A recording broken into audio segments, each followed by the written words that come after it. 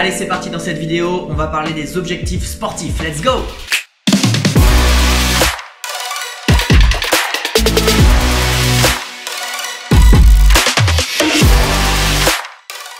Alors cette vidéo, elle fait suite à la formation que j'ai suivie en préparation mentale, que j'ai réussi. Donc je suis certifié préparateur mental du sportif et donc aujourd'hui on va parler sur les objectifs, mais également je vais croiser avec d'autres recherches que j'ai pu faire et également mon expérience personnelle. On parle souvent des objectifs, mais à quoi servent-ils vraiment et est-ce que vous êtes bien au clair avec tout ça? Un objectif bien défini, il doit être source de bonheur, de motivation, de détermination et il doit nous pousser à mettre des actions en place pour aller chercher un niveau supérieur ou un accomplissement personnel ou bien même une reconnaissance. A l'inverse, un objectif mal fixé sera source de démotivation, de frustration, de malheur et même pourquoi pas d'abandon. Alors comment savoir si son objectif est cohérent par rapport à son niveau et ses ambitions? Eh bien, tout simplement, déjà, si votre objectif est trop élevé, souvent c'est ce qu'on va appeler une protection de l'ego, c'est-à-dire que si il est trop élevé, ça va finalement surprendre personne si vous ne l'atteignez pas, même vous, et ça vous permettra de trouver une excuse très facilement parce que de toute façon, c'était déjà trop dur à la base. Si on se fixe un objectif trop facile, on aura une sensation de stagnation et aussi aucun challenge interne, c'est-à-dire que c'est quasiment gagné d'avance, donc personne ne sera forcément satisfait, ni vous, ni les gens qui vous entourent, parce qu'en fait, ça ne relève pas d'un réel challenge. Donc il faut toujours aussi ce petit élément qui fait qu'il faut sortir de sa zone de confort pour progresser et aller chercher cet objectif qui est quand même ambitieux. Bien souvent l'erreur, c'est de se fixer un objectif de résultat, mais sans créer des étapes intermédiaires et ni mettre une base de temps, donc on verra quand est-ce que ça arrive finalement. Alors finalement, un objectif mal fixé, ce sera un objectif soit trop facile, soit trop dur, un objectif qui n'est pas quantifiable, un objectif également qui a une seule date butoir et un objectif qui n'aura pas d'objectif de moyen ou de processus vers cet objectif de résultat. Donc pour pallier à ça, dans cette vidéo, je vais vous expliquer une méthode qui peut fonctionner pour vous pour définir votre objectif de manière précise, quantifiable et quelque chose qui va vous permettre aussi de progresser, d'avoir des étapes intermédiaires qui vont vous permettre de suivre au fil des mois ou des années, eh bien, est-ce que vous avancez vraiment vers votre objectif? Alors on va faire un exercice ensemble, l'idée c'est de prendre une feuille de papier, un crayon et de noter de but en blanc votre objectif sportif. Maintenant, posez-vous la question, est-ce que cet objectif est suffisamment difficile pour que vous ayez envie de sortir de votre zone de confort pour aller l'atteindre? Mais également, attention, est-ce que cet objectif n'est pas trop facile au risque de ne pas du tout être motivant et du coup de ne jamais sortir de sa zone de confort? Si ce n'est pas le cas, alors je vous invite à revoir votre objectif, soit peut-être augmenter la difficulté ou soit justement réduire la difficulté pour qu'il soit vraiment difficile mais atteignable. Ensuite, posez-vous la question, est-ce que c'est un objectif de résultat, est-ce que c'est un objectif de performance ou un objectif de moyen? Je vous explique les trois. Objectif de résultat, c'est-à-dire que là c'est oui ou non. Par exemple, être premier du championnat, soit vous êtes premier, soit vous n'êtes pas premier. Peut-être gagner telle ou telle compétition, soit vous avez gagné, soit vous n'avez pas gagné. Objectif de performance, là peut-être en course à pied par exemple, ce serait atteindre un certain rythme par kilomètre. Je voudrais courir en dessous du rythme 5 minutes par kilomètre. Peut-être c'est je voudrais courir 10 km en moins d'une heure. Ça, ce sont des objectifs de performance qui vous permettent de traquer en fait justement la vitesse ou le temps ou l'endurance, etc. Et ce sont donc des performances à atteindre. Objectifs de moyens, ce sont plutôt là des compétences que vous allez devoir développer pour atteindre souvent un objectif de résultat. Par exemple, si on parle de break, la compétence qui pourrait être un objectif de moyen, ce serait de développer votre musicalité. Là, en fait, un objectif de moyen, on va pouvoir petit à petit voir l'évolution et constater que vous y arrivez ou non. Également, un autre objectif de moyen, ça pourrait être de travailler sur la longueur de votre passage ou sur peut-être un nombre de tours sur un mouvement. Voilà, tout ça sont des objectifs de moyen.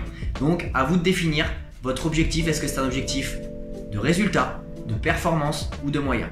Si c'est un objectif de moyen, je vous invite à noter pourquoi vous voulez développer ces compétences. Vers quel objectif peut-être de résultat ça va vous mener. Si c'est un objectif de résultat, je vous invite également à noter les compétences que vous trouvez nécessaires pour atteindre ce résultat, pour gagner telle ou telle compétition par exemple.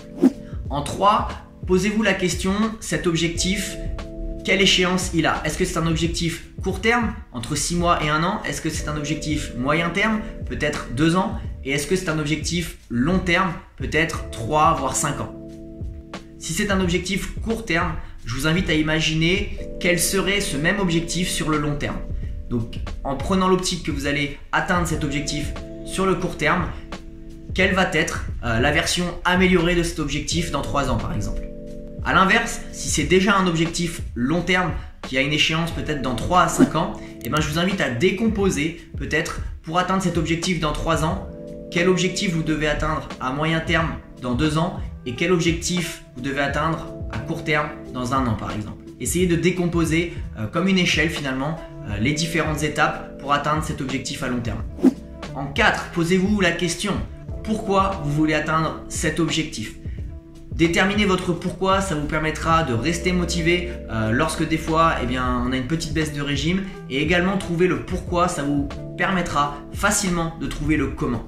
En 5, je vous invite à vous poser la question quelles ressources vous avez déjà à votre disposition pour atteindre cet objectif. Peut-être que vous avez déjà une salle d'entraînement, vous avez déjà peut-être un coach sportif, vous avez déjà peut-être la bonne nutrition. Peu importe, toutes les ressources que vous avez déjà à votre arsenal, on va dire, pour atteindre cet objectif, notez-les. Mais aussi, notez les ressources qui vous manquent à l'heure actuelle. Peut-être qu'il vous manque de la rigueur, peut-être qu'il vous manque de vous imposer des routines de stretching, peut-être qu'il vous manque des temps de repos, etc. Tout ce qui peut vous manquer, notez-le. En 6, posez-vous la question, pourquoi aujourd'hui vous n'avez pas encore atteint cet objectif? Peut-être tout simplement parce que vous êtes jeune dans la discipline, peut-être parce que vous avez eu des blessures à répétition, peut-être que vous n'étiez jamais disponible lorsque l'opportunité s'est présentée, etc. Notez très objectivement, soyez peut-être dur avec vous-même, mais pourquoi vous n'avez pas encore atteint cet objectif? Et en 7, dernier point, est-ce qu'il y a déjà des personnes qui ont atteint ce même objectif avant vous? Si c'est non, alors dans ce cas, vous n'aurez pas forcément de mentor, mais vous allez peut-être être le premier à réaliser cet objectif.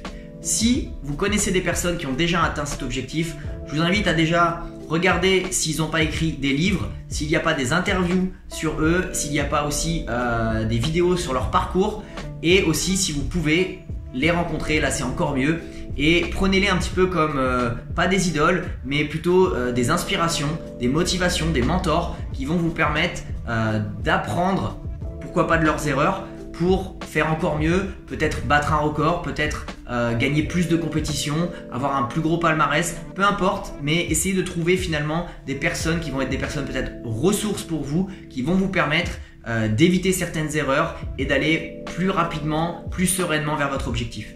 Maintenant que vous avez répondu à toutes ces questions, je vous invite à relire tout ce que vous avez écrit sur cette feuille et ensuite de reformuler votre objectif en prenant en compte qu'il doit répondre à peu près à tous ces critères. Il doit être difficile mais atteignable sans être une protection de l'ego. Il doit être réparti sur 3 temps, le court terme, le moyen terme et le long terme. Et ensuite, vous allez pouvoir décomposer votre objectif court terme, différents objectifs de moyen, c'est-à-dire des compétences que vous devez développer pour atteindre votre objectif de résultat sur le court terme. Ça vous permettra de pouvoir traquer un petit peu votre évolution et également si vous n'atteignez pas cet objectif court terme, eh bien vous n'aurez pas tout perdu, vous ne serez pas forcément démotivé dans le sens où vous êtes au courant que vous avez développé des compétences et qui vont vous permettre de refixer un nouvel objectif mais pas de partir de zéro.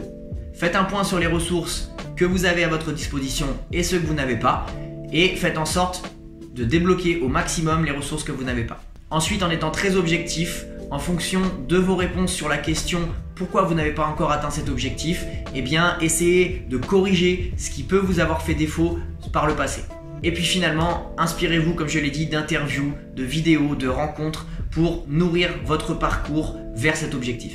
Et voilà pour cette vidéo sur les objectifs sportifs, j'espère qu'elle peut vous aider. En tout cas, j'ai pris plaisir à la faire, c'est un domaine que j'adore. Et d'ailleurs, pour ceux qui souhaitent aller plus loin, eh ben, je vous invite à me contacter avec le lien dans la description pour de la préparation mentale, pourquoi pas vous aider sur votre fixation d'objectifs, sur votre motivation ou également peut-être sur créer des routines de performance Tout ça, c'est ce qu'on peut traiter avec la préparation mentale et bien d'autres sujets.